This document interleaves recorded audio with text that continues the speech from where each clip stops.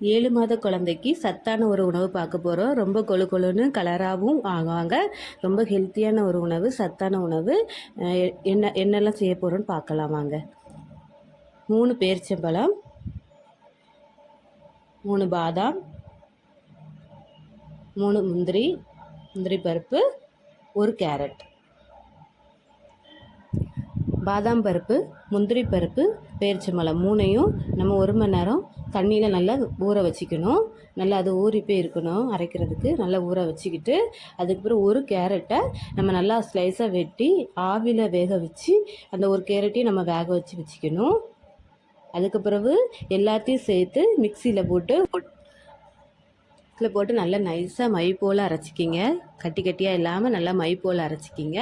அரைச்சிக்கிட்டு அடுப்பில் நம்ம வானல் வச்சு 1 டம்ளர் தண்ணி வச்சு இந்த விழுதையும் அதில் சேர்த்துருங்க.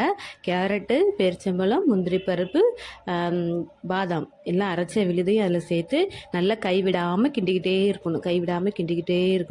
கிண்டிக்கிட்டே இருக்கும்போது ஒரு 5 நிமிஷத்துலேயே ரெடி ஆயிரும். ஏன்னா ஏற்கனவே நம்ம ஆவியில் வேக வச்சனால ரொம்ப வேக வைக்க வேண்டாம். கொஞ்ச நேரத்துலேயே வெந்துடும். அந்த இதெல்லாம் நல்லா கிண்டி விட்டு இறக்கிக்கிட்டு இறக்குன உடனே கொஞ்சோண்டு நெய் சேர்த்து குழந்தைங்களுக்கு கொடுங்க.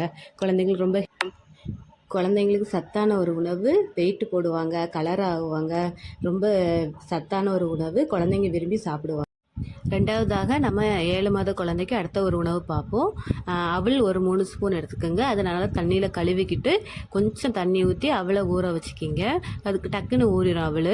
அதுக்கப்புறவு 1 கேரட் எடுத்துக்கோங்க. கேரட்டை நல்லா துருவிக்கிட்டு கேரட்டையும் அவளையும் சேர்த்து மிக்சியில் வச்சு நல்லா நைஸாக மாவு மாதிரி அரைச்சிக்கிங்க. அரைச்ச விழுதை நம்ம கொஞ்சோண்டு தண்ணி வச்சு அந்த தண்ணியில் நல்லா இந்த கலவையும் சேர்த்து நல்லா கொதிக்க வச்சு காஞ்சி கைவிடாமல் கிண்டிக்கிட்டே இருங்க. வெந்து வந்ததும் இறக்கி கொஞ்சோண்டு நெய் ஊற்றிக்கிங்க. கொஞ்சமாக நெய் ஊற்றி குழந்தைங்க கொடுங்க. சத்தான உணவு, குழந்தைங்க விரும்பி சாப்பிடுவாங்க. ஃபஸ்ட்டு நம்ம பார்த்த மாதிரி தான். 2வது ஆப்பிள், அது கேரட்டுக்கு பதிலாக ஆப்பிள் அவளும் வச்சு அதே மெத்தடு தான், வேறு வித்தியாசமே இல்லை. ஆப்பிள் நல்லா திருவி அவள் கூட போட்டு அரைச்சி காய்ச்சி கொடுத்து பாருங்கள். குழந்தை விரும்பி சாப்பிடுவாங்க. சேம் மெத்தடு தான். ஓகே.